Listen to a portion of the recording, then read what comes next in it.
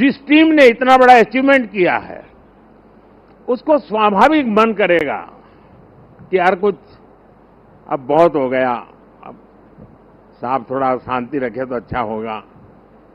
ये रोज नई नई चीज लेके आते हैं, लेकिन मैं मानता हूं अब मेरा दायित्व भी 10 साल मैंने जो सोचा है उसे ज्यादा सोचने का है, 10 साल जो किया है उसे ज्यादा करने का है। और अब जो करना है वो ग्लोबल बेंचमार्क को पार करने वाली दिशा में करना है। कल क्या थे और आज कितना अच्छा किया वो वक्त चला गया दोस्तों। पहले 5 पर थे, अब 10 पर पहुंच गए, वो वक्त पूरा हो चुका है। अब दुनिया इस विषय पर यहां पर है और ये इससे आगे कुछ नहीं है, तो उसके आगे हम होंगे।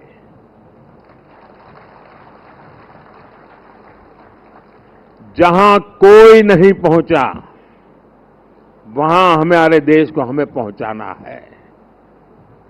और व्यक्ति के जीवन में हो, समूह का जीवन हो या राष्ट्र का जीवन हो, जब तक वो बड़े संकल्प के साथ सोचता नहीं है, परिणाम नहीं मिलता है। आपको बहुत से लोग मिलेंगे व्यक्तिगत जीवन में, और खास करके टीनेज ग्रुप के जो लोग होते हैं उनसे अगर बात करेंगे, अगर उस समय क्रिकेट की सीजन चलती है तो उसका मन करता है यार एक अच्छा क्रिकेटर बन जाओ, दिमाग में रहता है यार क्रिकेटर बन जाना है।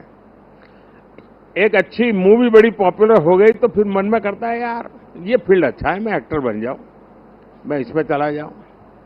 उसी समय मान लीजिए चंद्रयान की घटना घटी है तो उसको लगता है यार ये फील्ड बहुत अच्छा है, साइंटिस्ट बन जाओ।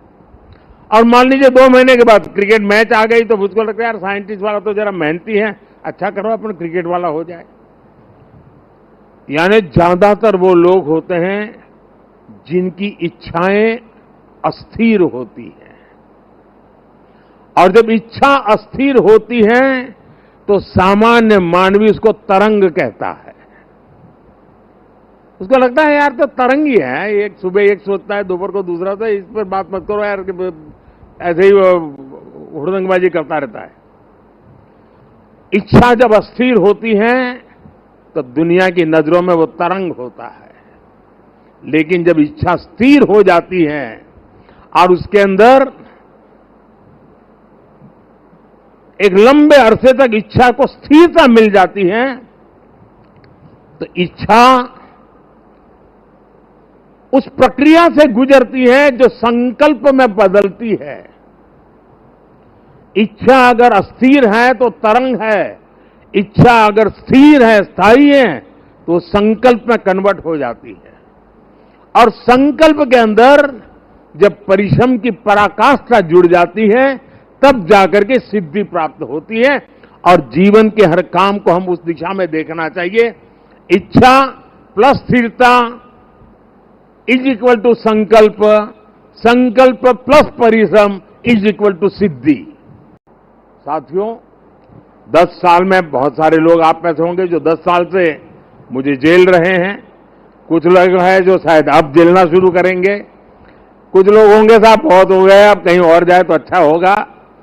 जो जाना चाहते हैं उनको मेरी तरफ से शुभकामनाएं हैं। आपने इतना किया इसलिए धन्यवाद है।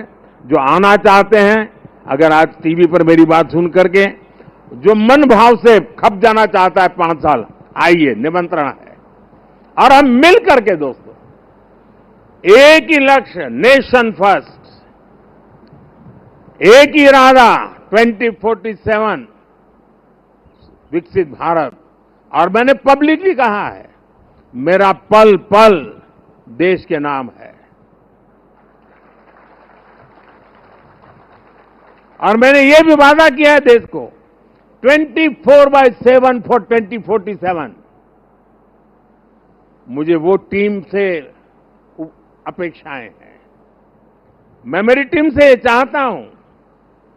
और उसमें भी मैंने मिला हुआ काम समय से पूरा कर दिया, मुझे मिला हुआ काम गलती के बिना कर दिया, मैं समझता हूं अच्छी चीज है, लेकिन परिपूर्णता नहीं है।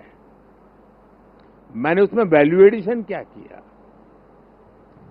मैंने पूरा किया, लेकिन ज्यादा अच्छे से पूरा किया। मैंने पूरा किया, लेकिन आगे अब किसी के सर पे बोझ नहीं रहेगा, इतना मैंने करके रखा है। अगर हमारा भाव है, हर चीज में वैल्यू एडिशन, हर चीज में क्वालिटी अपग्रेडेशन, तो मुझे पक्का विश्वास है दोस्तों कि हम 5 साल के भीतर भीतर जिस सपनों को और संकल्प को लेकर के चले हैं, उसको हम परिपूर्ण कर सकते हैं।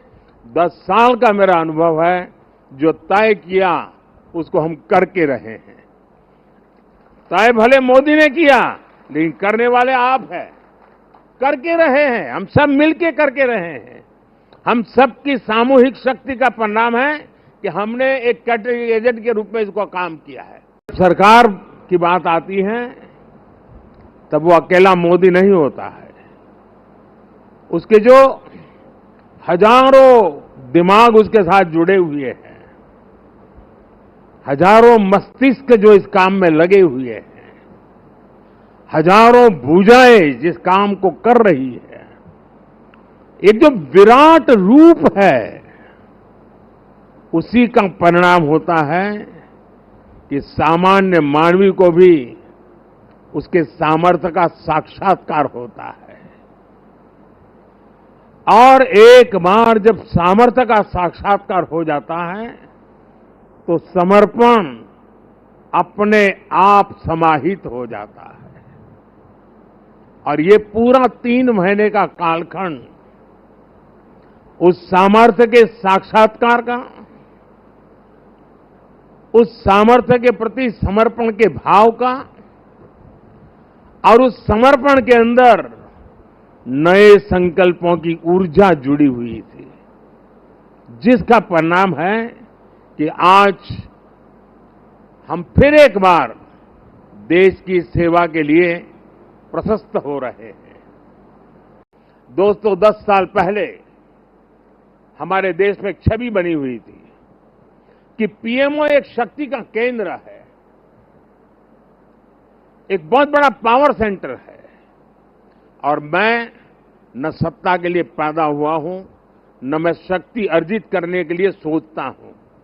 मेरे लिए पीएमओ सत्ता केंद्र बने, पीएमओ शक्ति केंद्र बने, ये न मेरी इच्छा है, न मेरा वो रास्ता है। और इसलिए 2014 से हमने जो कदम उठाए, आपने मार्क किया होगा, और पहले जो पीएमओ में रहे होंगे उनसे पूछ लेना, हमने इसको एक कैटलिक एजेंट के रूप में ही डेवलप करने की कोशिश की है। वो कैटलिक एजेंट के यहां से ऊर्जा प्रसारित होती रहे, यहां से नई नई चेतना प्रसारित होती रहे, जो पूरे तंत्र के अंदर एक प्रकार से विद्युत की तरह नई चमक दे, नई रोशनी दे, नई सामर्थ्य दे। और मेरी कोशिश रही है कि पीएमओ ये सेवा का अधिष्ठान होना चाहिए, पीएमओ ये पीपल्स पीएमओ होना चाहिए, ये मोदी पीएमओ नहीं हो सकता है।